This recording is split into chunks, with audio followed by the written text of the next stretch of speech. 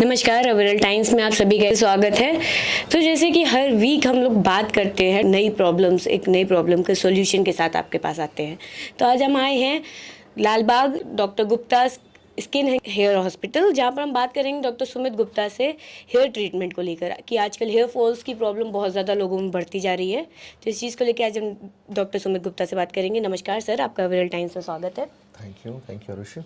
Sir, आजकल जो hair falls की प्रॉब्लम है बहुत ज़्यादा लोगों में, मतलब ज़्यादातर जनता में देखी जाए तो जैसे मौसम बदल रहा है, हेयर फॉल्स की प्रॉब्लम बढ़ रही है और लोगों में और मेन टीनेजर्स को इस चीज़ की ज़्यादा इशू रहता है। तो इसको लेके आप क्या कहोगे? देखिए, प्रॉब्लम कहाँ पे आ रही है? सबसे पहले प्रॉब्लम आ रही है लोगों के बाल गिर भी रहे हैं और सफ़ेद भी हो रहे हैं। पहले के ज़माने में ये इतना ज़्यादा नहीं था, लेकिन अभी बहुत ज़्यादा हो रहा है। इसका मुख्य कारण ये है कि जो हम प्रदूषित खाना खा रहे हैं और जो भी हमें खाना डाइट में चाहिए उसमें हम जंक फूड्स जो इन्वॉल्व कर रहे हैं, मेन कारण वो है। हमारे बालों को कुछ पोषण की तत्वों की ज़रूरत पड़ती है, जिसमें कि कैल्शियम, विटामिन्स, प्रोटीन्स, आयरन और कुछ मिनरल्स जैसे कि जिंक, सेलेनियम, मैग्नीशियम और कॉपर की ज़रूरत पड़ती है। ये एलिमेंट्स हमें जंक फूड से नहीं मिल पाते हैं। इसके अलावा जो भी आजकल प्रदूषित खाना है, प्रदूषित का मतलब ये है कि हम स्टेरॉइड्स देकर मीट बनाए जा रहे हैं। लौकी सब्जियों में भी हम इंजेक्शंस डाल कर उनको उगा रहे हैं, तो उससे जो कैलोरीज़ मिलनी चाहिए बॉडी को वो नहीं मिलती हैं, प्लस उसके साइड इफ़ेक्ट्स अलग मिल जाते हैं, जिससे कि आप बच्चों में देख रहे हैं कि बाल वक्त से पहले सफ़ेद हो रहे हैं या बाल काफ़ी झड़ते चले जा रहे हैं। जेनेटिक एक और इशू है जो कि एक एज के बाद ही आता है। तो आप जो यंगस्टर्स हैं, अगर वो कह रहे हैं मेरे जेनेटिक्स की वजह से बाल झड़ रहा है, जेनेटिक्स इतनी जल्दी रोल प्ले नहीं करता है। जेनेटिक्स तभी आता है जब आपकी उम्र 30-35 साल के बाद होती है। तो आप लोग को ये समझना है कि मेरा पहली चीज़ खाना कहीं ना कहीं दूषित हो रहा है या फिर कम हो रहा है, उसको प्रॉपरली इंगेज करें कि किस तरह से उसको ठीक किया जा सकता है। Second is stress. आज की डेट में हर इंसान सिर्फ भाग रहा है पैसों के पीछे, अपने काम के पीछे, और अपने प्रति लापरवाह हो जाता है। पहले के लोग जब गांव में रहते थे तो अच्छी हवा, अच्छा वातावरण मिलता था। आज की डेट में सब कुछ पल्यूटेड हो चुका है, तो उसकी वजह से बहुत ज़्यादा स्ट्रेस, तनाव और जो प्रदूषित हवा है, इनकी वजह से भी बहुत ज़्यादा साइड इफ़ेक्ट्स आ रहा है। तो जब भी ऐसी कोई चीज़ें हों तो प्लीज़ अपना फुल एनालिसिस करिए कि क्यों हो रहा है ये मुझे। कुछ चीज़ें और भी बताना चाहूँगा, जैसे कि आजकल इंस्टाग्राम और यूट्यूब पे बहुत सारी झूठी या भ्रमित बात फैलाई जाती है। अब सबसे बड़ी भ्रमित बात क्या है कि ये तेल ले लीजिए साहब, इससे बड़ा फ़ायदा होगा। सच्चाई ये है, तेल बालों के लिए आवश्यक ही नहीं है। बालों में तेल नहीं लगना चाहिए। तेल का कोई रोल नहीं है बाल को उगाने में, लेकिन लोग तेल इसलिए ख़रीदते हैं क्योंकि हमको ये समझाया जाता है कि तेल हमारी बालों की जड़ों तक जाएगा, पोषण देगा। सच्चाई ये है, कोई भी तेल आप उसको ट्राई कर लीजिए, अपने स्किन पे एक बूंद रख के देख लीजिए, वो कभी भी स्किन के अंदर नहीं जा सकता। जब वो अंदर जा नहीं सकता तो ये सब बातें कहना कि वो हमें पोषण दे देगा, हमारे बालों को मजबूत कर देगा, ये नुकसानदेह होता है। दूसरा, हमें कई सारे शैम्पूज़ या कंडीशनर्स बताए जाते हैं कि ये मत लगाइएगा, इसमें केमिकल ज़्यादा है, इससे नुकसान होता है। जबकि डेली बाल धोना एक अच्छी हैबिट होती है। लेडीज़ जिनके बाल लंबे होते हैं उनको एक दिन छोड़ के धो लें, लेकिन regular hair wash is a must. जैसे कि आप अपनी त्वचा को क्लीन रखते हैं, उसी तरह से बालों को क्लीन रखने से फ़ायदा मिलेगा आपको। तो सर, जैसे कि अभी आपने बताया कि जो कंडीशनर्स और शैम्पूज़ हैं ये नुकसानदायक उतने नहीं होते डेली दे, तो इसमें तो मतलब आजकल बहुत सारे शैम्पूज़ मार्केट में आ गए हैं और सब बोलते हैं कि हम लोग नेचुरल हैं, बट इसमें क्या है कि अब हर शैम्पू के अलग अलग साइड इफ़ेक्ट्स हो रहे हैं लोगों को और हेयर फॉल की प्रॉब्लम हो रही है, और डेली धोने में क्या इसका ज़्यादा असर नहीं पड़ेगा केमिकल्स का? अच्छा, तो इसके लिए बहुत अच्छा सवाल पूछा आपने, और यही सवाल हमसे अधिकतर सारे पेशेंट्स पूछते हैं। तो मैं दो चीज़ और बताना चाहूँगा। दो शब्दों से बचिएगा। पहला शब्द है नेचुरल और दूसरा शब्द है हर्बल। ऐसी कोई चीज़ इस दुनिया में एग्जिस्ट नहीं करती है। कोई चीज़ नेचुरल नहीं है, कोई चीज़ हर्बल नहीं है। हर चीज़ में केमिकल है। ठीक है। लेकिन केमिकल की मात्रा अब वो नहीं रह गई है कि जैसे पहले रहती थी।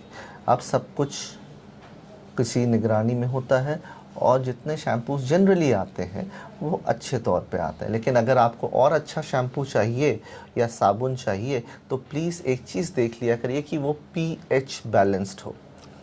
ठीक है। जो पीएच बैलेंस होता है उसमें हमारे स्किन को या बालों को हार्म करने की क्षमता बिल्कुल ना के बराबर होती है। तो प्लीज़ चेक करिए कि पीएच बैलेंस्ड हमारा शैम्पू है और सल्फेट फ्री है। ठीक है, क्योंकि सल्फेट से हमें काफ़ी नुकसान होता है।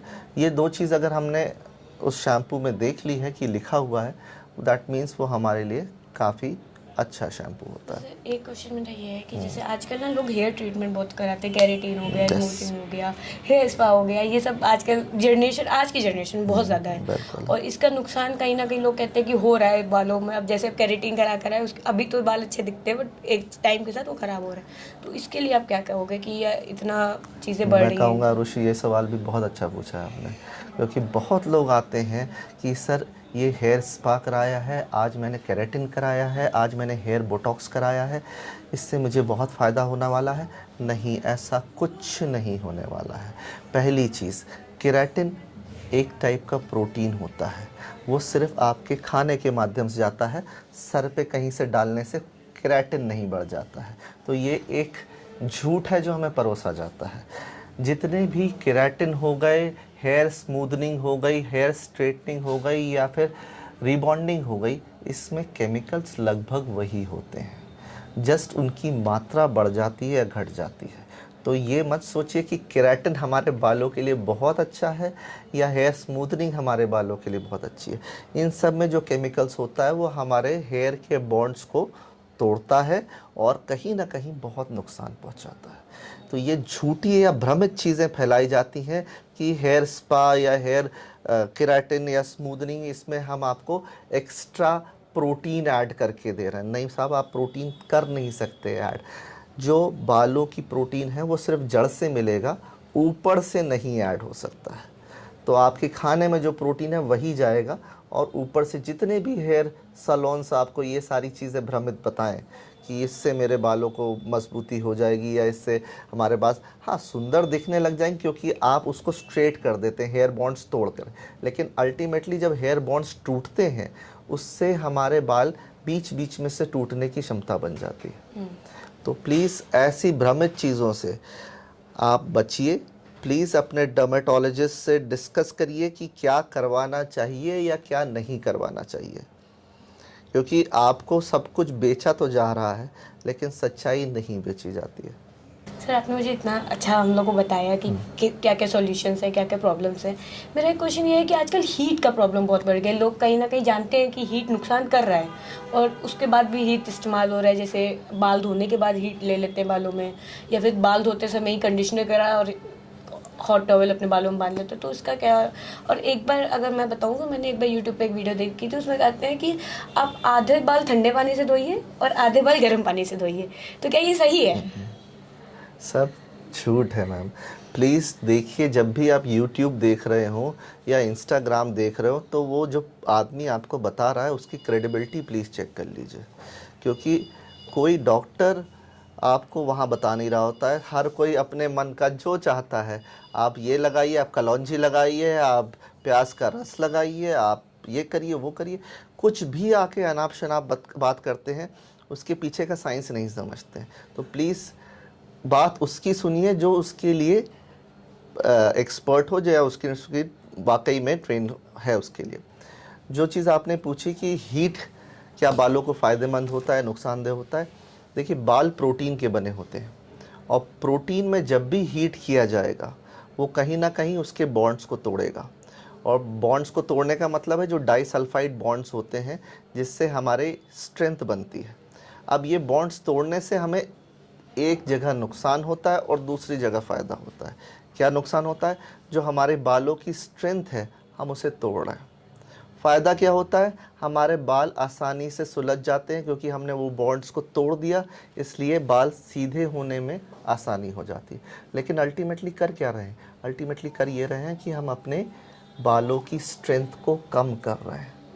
जो हम डाइसल्फाइड जिससे आप कर्लिंग कह सकते हो, जो जेनेटिकली मिला हुआ है, जो फादर मदर से हमें अगर कर्ली बाल्स मिले हैं तो हमें वो कर्ली ही बाल रहेंगे। अब उसके बॉन्ड्स को अगर आप ब्रेक करके आप अपने बाल को सीधा करते हो तो वो कहीं ना कहीं अपने बालों को कमज़ोर करने वाली ही बात रहेगी। तो इस तरह से बालों को स्ट्रेट करना हानिकारक होता है, मैं इसकी सलाह नहीं दूंगा। कभी भी हीट करके अपने बालों को स्ट्रेट मत करिए। इससे या जो आजकल जो पार्लर में या रॉड्स जो चली हुई हैं, जो स्ट्रेटनिंग हीटिंग रॉड्स होती हैं, कृपया उससे भी ना करें। कई लोग प्रेस यूज़ कर लेते हैं, उससे भी ना करें, क्योंकि इससे आपके बॉन्ड्स ही टूटेंगे और आपके बालों को कमज़ोरी ही आ जाएगी और ultimately they will lead to hair fall.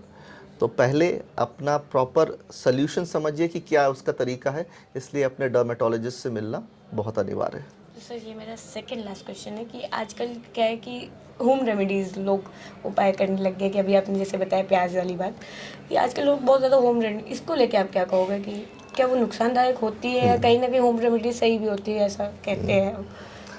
देखिए, फिर मैं आपको लास्ट फिर से बताता हूँ इस बारे में। ये होम रेमेडीज़ जो हैं कि आलू प्याज कलौंजी ये वो, देखिए जो चीज़ खाने की है कृपया उसे खाया जाए। ये लगाने के लिए नहीं वस्तुएं बनी हुई हैं। अब आते हैं इनका साइंटिफिक बेसिस। देखिए, जब प्याज लगाया जाता है, प्याज का रस, जब हम प्याज काटते हैं तो काटते वक्त हमारे आँख में आंसू आते हैं। वो क्यों आते हैं? क्योंकि उसमें सल्फ़र होता है।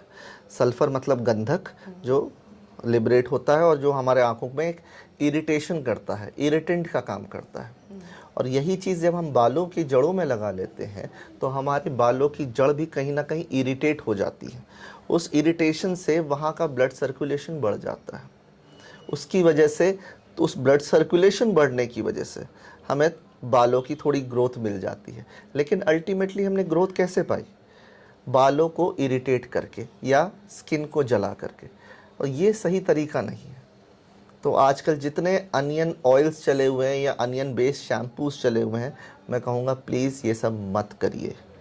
ये सब हानिकारक हैं। ये सिर्फ प्रचार का माध्यम है और पैसे बनाने का माध्यम है। इनसे बचिए। ओके, तो thank you so much sir, आपने इतना अच्छा हम लोग को सजेशंस दिए। एक लास्ट में आपसे कहना चाहूँगी कि आप कोई जनता को क्या सजेशन है कि कैसे अपने हेयर फॉल्स को रोक सकते हैं? एक लास्ट सजेशन आप जो देना चाहें जनता को कि नॉर्मल डेली लाइफ में वो ऐसा क्या करें कि अपने हेयर फॉल्स को कंट्रोल कर सकें? अगर आपको अपने हेयर फॉल रोकना है तो सबसे पहले अपनी डाइट को ठीक करिए, जंक फूड्स बंद करिए, स्ट्रेस लेना कम करिए, आबो हवा का ख्याल रखिए, और फिर भी कुछ प्रॉब्लम्स रह रही हैं तो प्लीज़ एक एक्सपर्ट डर्मेटोलॉजिस्ट से मिलें। इधर उधर हाथ पैर ना मारें, कहीं मैगज़ीन में पढ़कर, कहीं यूट्यूब में देखकर, कहीं इंस्टा में कोई चीज़ फॉलो करके इससे कोई सल्यूशन नहीं निकलेगा। और आजकल इंस्टाग्राम और यूट्यूब पे कुछ ऐसे भी आ गए हैं जो ऑनलाइन ट्रीटमेंट्स प्रोवाइड कर रहे हैं। जब कोई आपको देख ही नहीं रहा है तो वो ऑनलाइन ट्रीटमेंट कैसे दे सकता है? मैं इस बारे में बड़ा ताज्जुब करता हूँ। तो कृपया अपने डर्मेटोलॉजिस्ट से मिलें। He is the best person to guide you and he can guide you about your shampoos, conditioners, how to take care of your hair care, सब कुछ वो आपको बता सकता है। Thank you so much sir, आपको हमारे साथ जुड़े और इतने अच्छा सबको बताया कि किस तरीके से हम लोग हेयर फॉल्स को कंट्रोल कर सकते हैं, और जो रेमेडीज़ आजकल हम लोग ऑनलाइन यूज़ कर रहे हैं, देख देख के सोशल मीडिया के थ्रू इन्फ्लुएंस हो रहे हैं, उन सबको रोका जा सकता है।